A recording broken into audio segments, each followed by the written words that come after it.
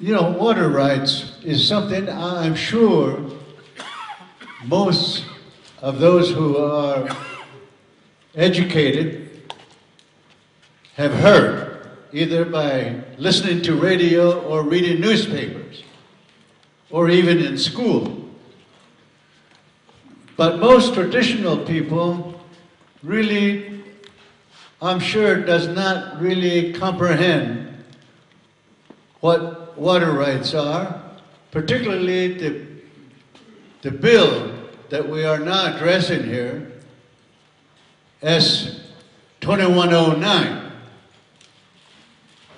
That's something that really needs to be explained to those traditional people, and also those who only speak the English language, going to school, have an education. What is it that we are losing, and what is it that we are gaining? That's a big question. And I'm sure some of the leaders within the Navajo Council and Hopi Council perhaps ask those questions. But somehow, majority of them at this moment believe it's a good deal. I can't see it myself. I never did. I never believed that giving somebody what you have and in return only keep a small portion of it is a good deal. This matter of negotiation has been going on for some time, and it's been kept under wraps. The negotiators are told to keep it a secret, don't tell anybody, and therefore a great deal of our own people don't know and don't understand really what's going on, except every now and then you read something in the paper. When you ask questions, they really don't tell you. What they tell you is, we're going to get $800 million. We're going to have water to every hokan. D-Day, that's all you hear.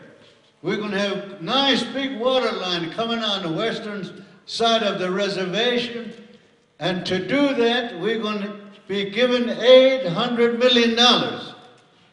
But that's not true. It's totally wrong. Many of you here have been raised on sheep, cattle, and have horses. Yeah, we all used to have a good-sized corrals where we, at the end of the day, put our sheep inside that corral. You look at them and say, that's life. Suppose one morning you go out there and look in your corral and the sheep's no longer there. What are you going to think? Somebody stole your sheep. Maybe 3 or 4 days later, there's your sheep in somebody else's corral. You know the earmark and the brand on those sheep is yours, but it's in somebody else's corral. Whoever lives there, Baindiya, what are you going to say? Sure, let's negotiate. Yeah. Who's going to do that? Who's going to go find this guy? And when you found your own sheep, and you want to sit down with the thief to negotiate.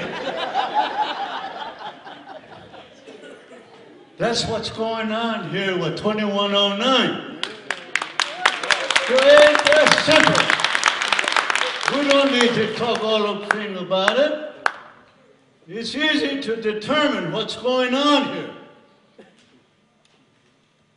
As has been said here by leaders, We have Aboriginal rights, ne?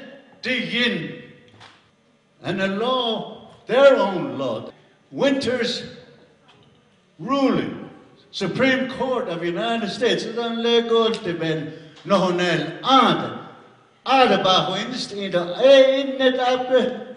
Bebehas ani besne. So, Aboriginal rights, treaty rights, winter's rights. So that's the same thing as having your sheep in the corral. One night, somebody stole it. That's what happened between the Upper and Lower Colorado River Compact. It's known. 7 states, New Mexico, Arizona, California, Colorado, Wyoming, Nevada, Utah. They evaluated how much water exists within this area. And then they sat down. So now you're over there now. Our leaders are over there. They're talking with the thieves and saying, let's negotiate. So the negotiators on the other side are saying, okay, come on in. There's some coffee down there. She gave him some donuts. Yes, this is your sheep. Oh, Donnie, this was yours. But we have a deal for you. 100, we stole 100 of your sheep.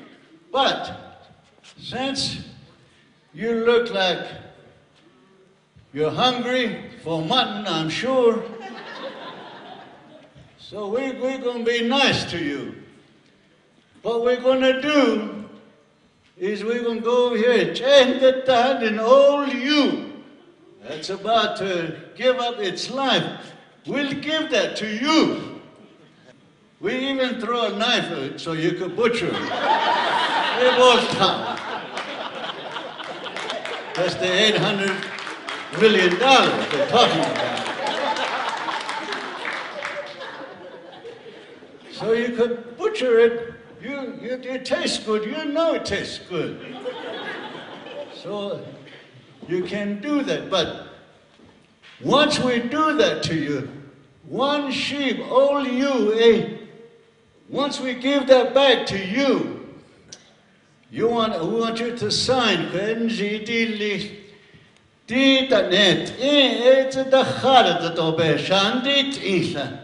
That's what's in that 2109, saying that you and your children, your grandchildren, doing what you're not a hes chigi nas harda tita net eto ben ha we not isla do yen so that's what they're saying.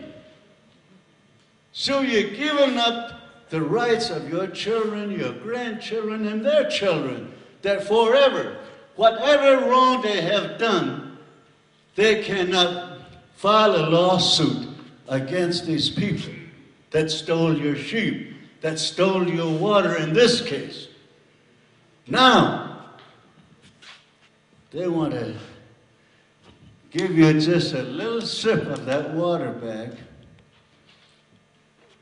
and all the rest of it goes to them. All the way to Nevada, California, down to Phoenix, Tucson, over into New Mexico, everywhere. And all you get is just a little bit of this. This thing costs $1 at Basha. Let's see what $800 million is worth. You take 8 of these, mix 1 gallon. $8 a gallon. That's what this costs out there at Bashas. How many gallons is going through that Colorado River Basin? 14 million acre feet. That's 14 million times over 300,000, because 300,000 gallon equals 1 acre feet. So a 300,000 gallon, that's 300,000 times 8, gives you $2.4 million for 1 acre feet of water.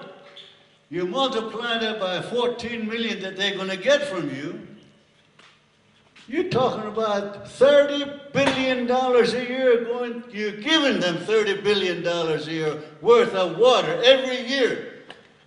In return, they're going to give you and us 800 million one time. But they're going to get that water until water's all gone. Maybe that's 2109, 97 years from now.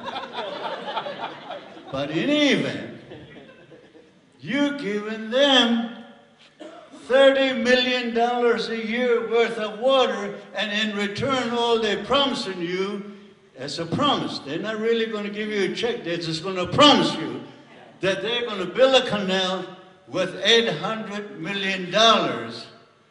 Our leaders, oh wow, $800 million, that's a lot of money. No. Compared to this, let's say they give us one of these. We could give them 100 box full of these every day, and all we get is one, that's it. So, I don't see why anybody in his right mind would want to negotiate something that is 100% yours to begin with. They're the ones that should be negotiating, saying, please don't throw us in jail. You take it all and we'll give you some more on top of that. That you need all this. They're apologizing. No, they're not apologizing. They want us to take everything away from you, from us. And top of that, they don't want us to sue them in any way at all. That's what the 2109 is doing. Stripping us any kind of defense that we would have, that our children may have, into the future.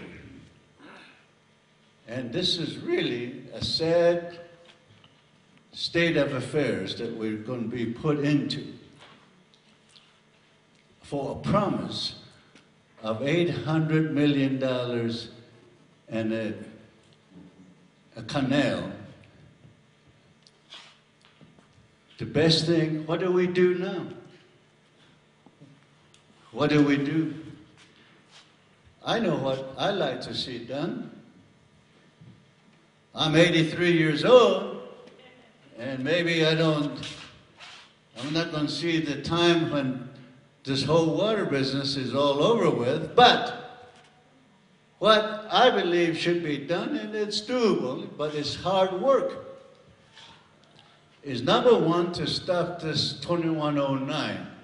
Stop it in its tracks. Yes, we need to educate everybody, including our kids. They're really doing everything they can before you wake up, so that they can get it, make it a law, and that once they make it a law, it becomes 10 times more difficult to get your rights back, if they're ever going to give it back to you. So, the best thing we can do is stop it before it becomes law. How do you do that? You do what we're doing here. That's how you do it. You're the ones that really need to voice your objection. If you get organized like you're doing now and petition with telegrams, with letters to congressmen, if these two tribe tribal council had not signed it, yes, write to them or even drive over there and speak to them. Tell them, no, don't do that. You could go without food maybe for 3 weeks. You're still going. But water, 6 to 7 days without water, that's it. You're gone. So this is life. Money, you could live without money for 2 years or more. So $800 million should not be a consideration. The amount of money they're going to pay for life should not be in any of these negotiation consideration. Which one of us would take $800 million to sacrifice our children or grandchildren? Who's willing to do that? Are they willing to do that? I don't know. I don't think so. But that's what we're doing. That's what we're asked to do. To accept $800 million with a promise. It's not for real, it's just a promise to build a water line. And if you read the proposed agreement carefully, the water line will be regulated by the federal government. You cannot just go over there and turn on the spigot as you wish. That's what we're all thinking, huh? Maybe that's what they're being told. No. The water will be regulated. You can only take some water from that canal if they let you. If you take too much, they say, no, that's all you're going to take for today. But I need to take a shower. Sorry. Come back tomorrow for a little bit more. But yeah, I need to water my animals. Sorry. Next week, come back. We'll give you a little bit more. I need them. I need all this. Why? Every major shopping mall, they'll have your water spraying up in the air.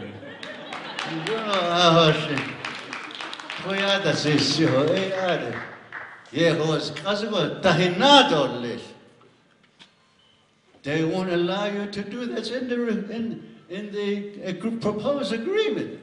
You cannot add any land to irrigate.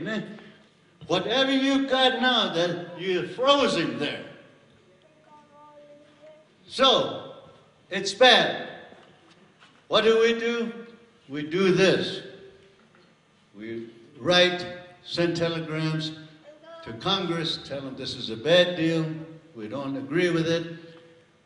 Talk to your council delegates, explain to them what it is. In Congress, there always a group that listens, particularly those Eastern congressmen and Eastern senators.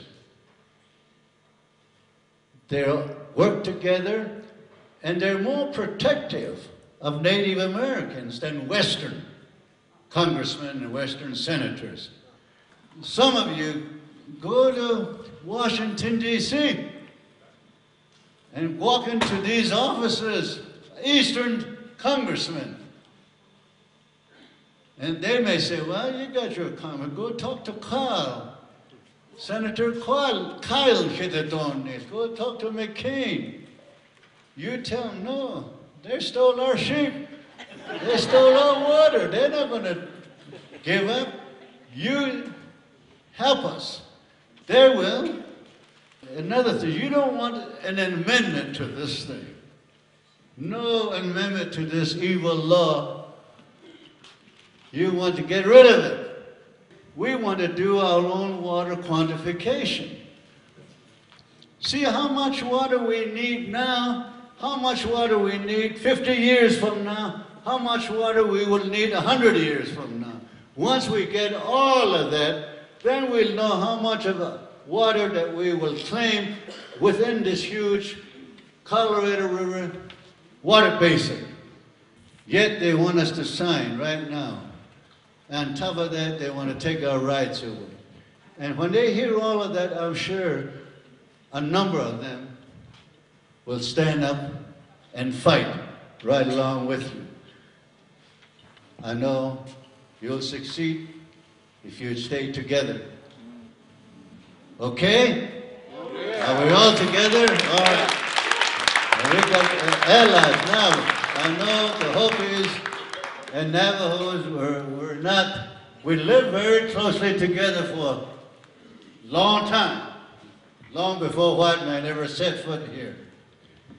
We even intermarried, so there's love involved there. But we also had a land dispute, so-called. That sort of kept us at odds with one another. But water, we need to be together.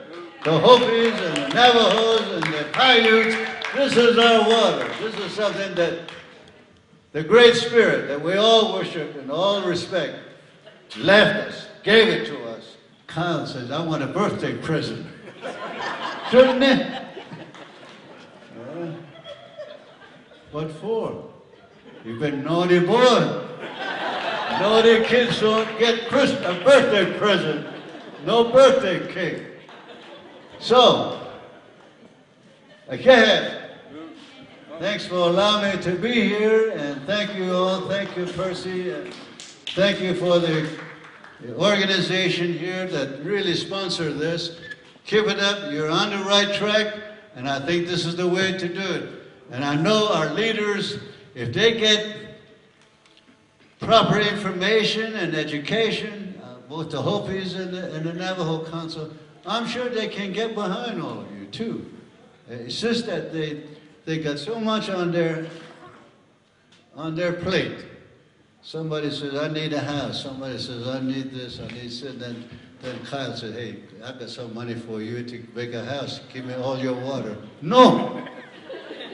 So, you know, I could see why some people are willing to do that, but tell them no. We could stay with our housing so long as we keep our water.